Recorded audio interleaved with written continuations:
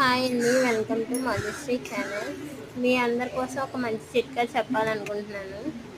పెరుగు చాలామంది తోడు పెడతారు కానీ అది గట్టిగా రాదు, అంటే బాగా తోడుకోదనమాట. దానికోసం ఈ చిట్కా.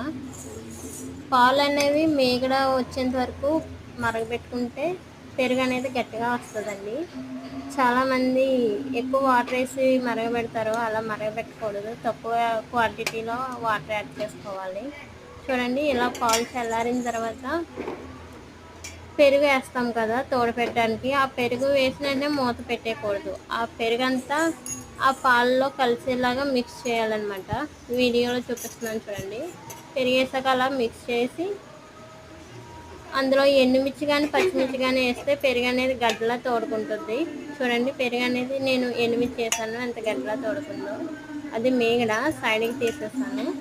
చూడండి, గడ్డలా తోడుకుంది. Thanks for